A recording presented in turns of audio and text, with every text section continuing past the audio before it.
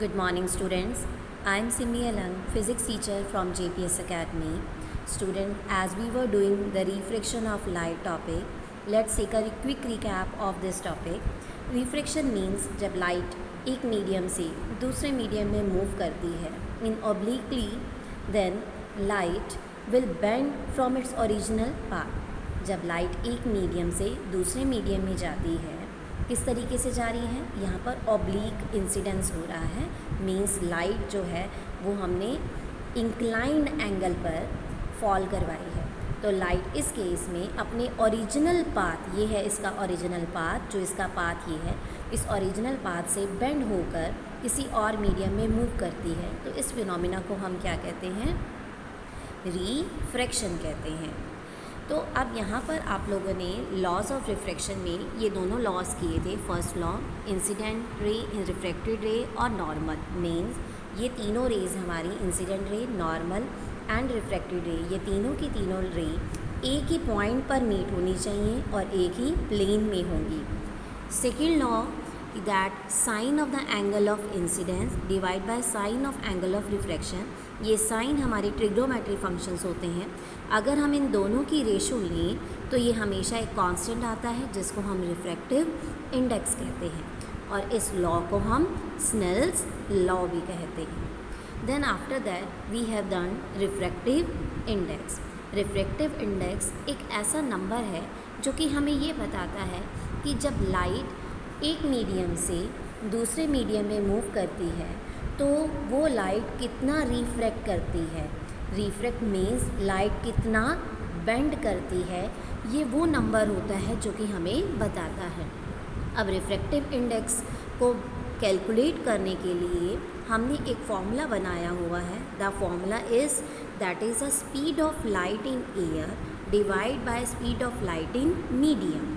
हमने क्या लिया? हमने एयर या वैक्यूम में लाइट की स्पीड कैलकुलेट की एंड डिवाइड बाय जिस मीडियम में रिफ्रैक्शन हो रहा है उस मीडियम में लाइट की स्पीड कितनी है। ये जो रेशो है C/V, ये हमें उस मीडियम का रिफ्रैक्टिव इंडेक्स बताएगी।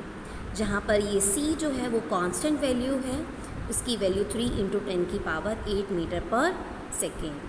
And also we have done कि C जो है वो ऑलवेज ग्रेटर देन V, मीन्स एयर या वैक्यूम में हमेशा जो लाइट की स्पीड होती है वो किसी और मीडियम से, किसी भी मीडियम से हमेशा लाइट की स्पीड ज़्यादा रहती है।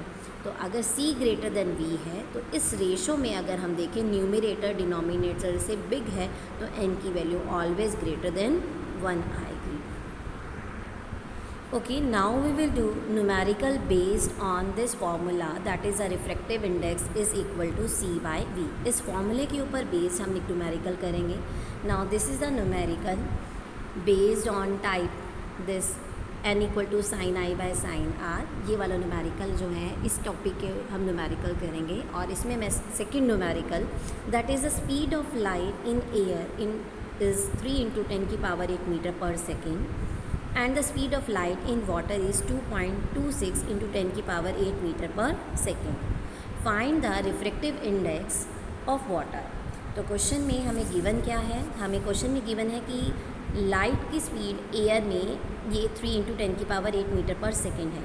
हम लाइट की स्पीड को एयर या वैक्यूम में किस लेटर से डिनोट करते हैं? That is by letter C। तो C की वैल्यू हमें गिवन है। And speed of light in water, कौन सा मीडियम दिया हुआ है? दूसरा water medium, that is 2.26 × 10⁸ metre per second. तो उस मीडियम में हमने लाइट की स्पीड को डिनोट किया लेटर V, और आप VW भी लिख सकते हो। W स्टैंड्स फॉर वाटर, तो उसकी वैल्यू जो हमें गिवन है वो हमने राइट डाउन की। देन आफ्टर दैट क्वेश्चन के अकॉर्डिंग हमें फाइंड करना है रिफ्रैक्टिव इंडेक्स किसका? वाटर का। मीन्स n निकालना है, रिफ्रैक्टिव इंडेक्स निकालना है। किसका निकालना है? वाटर का। तो आप आइदर यू राइट n और NW। We use this formula n is equal to C/V। We put the values of C and V here, and this 10⁸ जो है वो बेटा कैंसिल हो जाएगी।